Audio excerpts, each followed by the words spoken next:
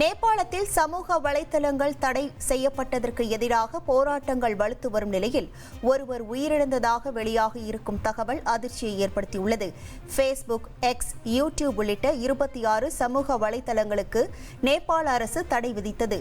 கொடுக்கப்பட்ட காலக்கெடுவிற்குள் தகவல் தொழில்நுட்ப அமைச்சகத்தில் பதிவு செய்ய தவறியதற்காக இந்த தடை விதிக்கப்பட்டதாக தெரிவிக்கப்பட்டுள்ளது. இதற்கு எதிராக பத்திரிகையாளர்கள் எதிர்ப்பு தெரிவித்து போராட்டம் அறிவித்த நிலையில் இளைஞர்கள் அரசுக்கு எதிராக போராட்டத்தை தொடங்கினர்.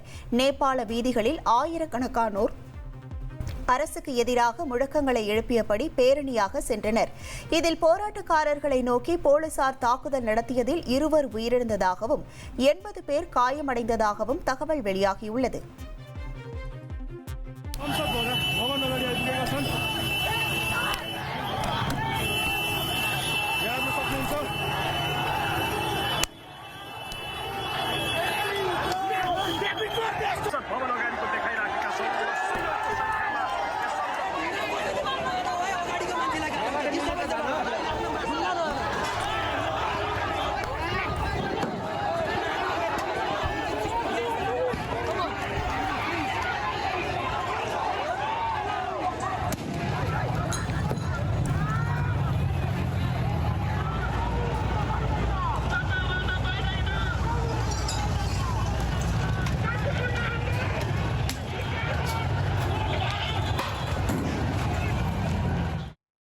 சமீபத்தில் பல்வேறு பொருட்கள் மீதான வரி விகிதங்களை குறைத்ததால் ஏற்பட போகும் 48,000 கோடி ரூபாய் பற்றாக்குறையை இந்த ஆண்டே ஈடு செய்ய முடியும் என நிதியமைச்சர் நிர்மலா சீதாராமன் நம்பிக்கை தெரிவித்துள்ளார்.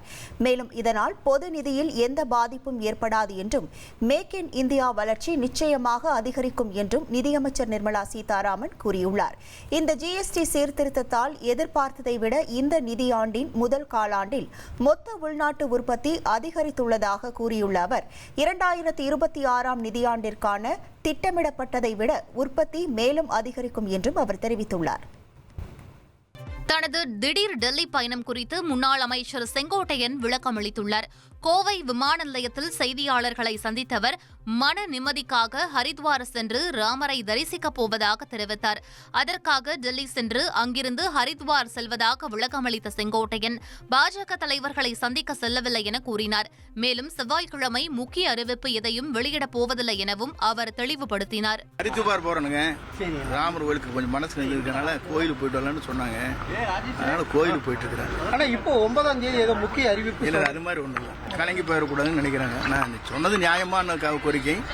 ஆகவே எல்லாரும் வந்து நீங்க சொன்னது நியாயம் தான் சொல்லிட்டு போயிட்டு இருக்காங்க. இதுதான் 9ஆம் தேதி சும்மா நியூஸை போட்டு விட்டாங்க. நான் கோயிலுக்கு போறேங்க, ஏன்னா கொஞ்சம் போயிட்டு வந்து ஒரு ரிலாக்ஸ் ஆகிட்டு. இப்போ எல்லாரும் ஒருங்கிணைக்கணும் அப்படின்னு சொல்லியிருக்கீங்க. பட் மற்ற கட்சியில் இருக்கிறவங்க வந்து அதை சுற்றி சொல்றது இல்லையே. இல்லை, யாரும் இந்த கருத்துக்கு மாறுபட்ட கருத்து யாரும் சொல்லியிருக்காங்க?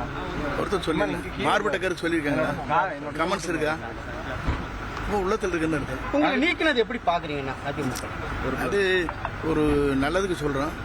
அதில் வந்து பல்வேறு முடிவுகளை வந்து பொதுச்செயலாளர் எடுக்கிறாரு. அதை பற்றி நான் அதில் ஒன்றும் எனக்கு என்ன எடுக்கிற முடிவுகளை பற்றி கருத்துக்கள் சொல்ல இயலாது. காலம்தான் பதில். மூத்த தலைவர்கள் யாராவது உங்ககிட்ட பேசுறாங்க?